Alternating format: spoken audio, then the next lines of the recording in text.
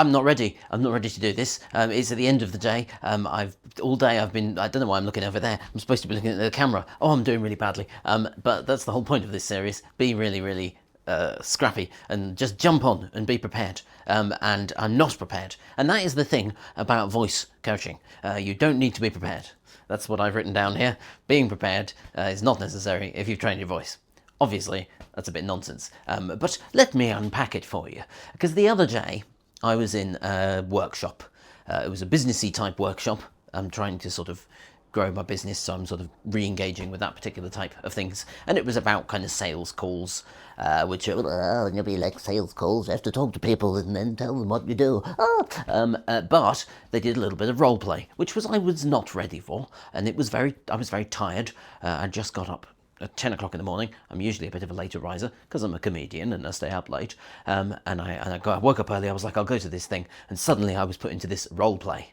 And I wasn't amazing, but I was reflecting on it afterwards and going, well, I've got a lot more skills in just being able to wing it and improvise than I did 10 years ago when I started my business.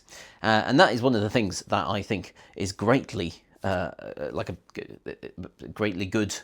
Yep, my ability with words is great today, isn't it? It is greatly good about the sort of training that I like to bring to people as well. I kind of teach a bit of improv. I do. I'm doing a course at the end of this month in voice for improv in Prague. Is the plan? I am in Prague at the moment. I don't want to say things like that, then it'll tie this into history, won't it? I won't be able to use this video in the future because now it's tied to November 2025. But indeed, that's a tangent. Let's throw that away. Yeah, but I try to incorporate a fair bit of improv into the teaching that I do, for the reason that if you turn up into the world, which we do, you open your front door, you go out there, maybe you climb out the window, I don't know, and you engage with people, and you don't plan it, do you? I mean, as a neurodivergent person, or as particularly my artistic traits, I think, have a tendency to just over-rehearse things. I just go, I'm going into a situation and I'm going, hello, I'm Alex, I'm doing this, I'm doing that. Oh no, maybe I'll do that again. Hello, hi, I'm Alex, I'm a voice coach, I do this sort of thing. And I will just naturally rehearse what I'm going to say in social and other type situations over and over and over again, obsessively, because that's what my brain does. But I have also, over the years, discovered the joy that is just turning up and having absolutely no idea what you're going to do. But in order to be able to do this in a way that is not kind of, if we turn up, hello, this is not like toned down version of ourselves because we're not ready. We need to prepare and train the body that we have, this communication engine that is the voice, in such a way that we kind of raise our resting self.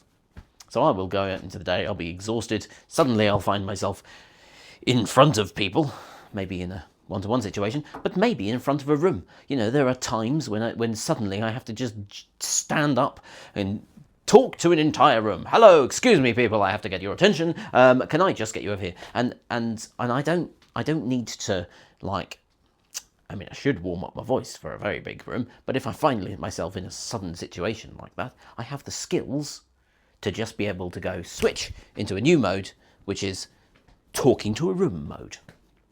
So, I'm looking at my list here to let you know that I have a plan, which I've said in both other videos that I've done this week. Good job. Sales training. The problem is that people want certainty. So when you go into the world of communications and business presentation and training and such, which I have done before, people want to know exactly what they're going to say. Not the audience. The audience doesn't actually care whether you know what you're going to say or not. The audience will assume that you've practiced everything. Because people are like that. I don't know. And I can't believe that anyone thinks that I've practiced this. But you never know. People might be like, wow, Alex, I don't know. I'm always surprised by things that are very obviously improv for me, that people think I've prepared. I've written down something on a piece of paper. It's not paper, it's a book. And yeah, people kind of want to come to be taught how to use their voice in such a way that they will know exactly what they're going to do with their voice, what voice they're going to do, if they're going to be an actor, they like what accents they can do, and they want, basically what we want is certainty. But in life we don't have certainty, and often in those moments of like real impact in the world, to use what sounds like that sounds a bit sort of cheesy, doesn't it? The moments of impact. But the ones that matter, we very, very rarely are ready for them. Suddenly we'll find ourselves in this situation that we weren't prepared for, or we're like, I need to have this conversation now, and I'm not ready, I haven't prepared for it, I don't know what I'm supposed to say. And the key is to just have enough of a skill as a communicator within yourself that you can launch into those moments, which is not to say that you should never prepare. Because what happens in that situation is that you have the skills. If you've got the skills to be able to do that improv, as we are in life, go out, just do things off the top of your head with no preparation, but because you're a wonderful human being with ideas and you know what you think and you believe, so it's about being able to sort of spring that on the world in the moment. If you then prepare something, actors, perfect example, although I would say that many actors are not great at improv, but let's leave that on the side.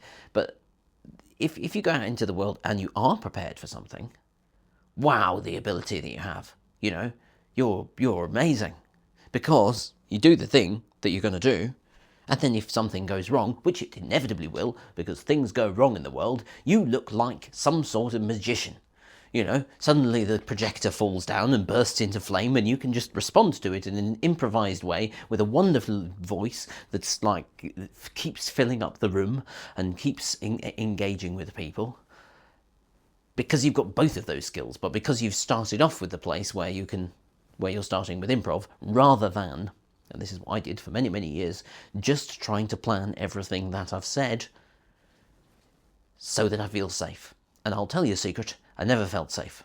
I feel more safe now, just reeling off this nonsense, safe in the knowledge that pretty much nobody's going to watch it, but somebody might. Life isn't certain, I've written down here. You can see it in my terrible writing. People can't read my writing, and neither can I.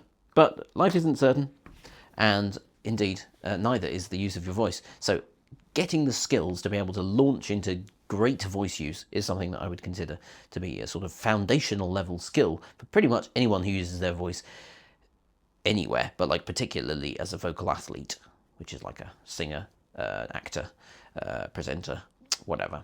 And yeah, if you've got the skill, I'm going to stop now because I have run out of things to say, and I didn't write down a nice, easy call to action, which I guess if you're in Prague at the end of November, 22nd to 23rd, come to the voice workshop for improvisers. But discounting all that, sign up to my YouTube channel or something if you fancy.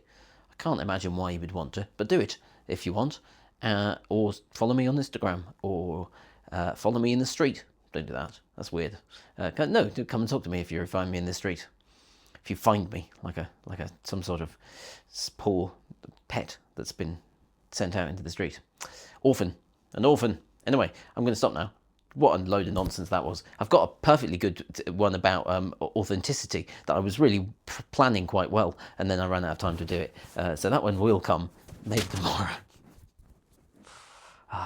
Look at me. Totally unprepared for life.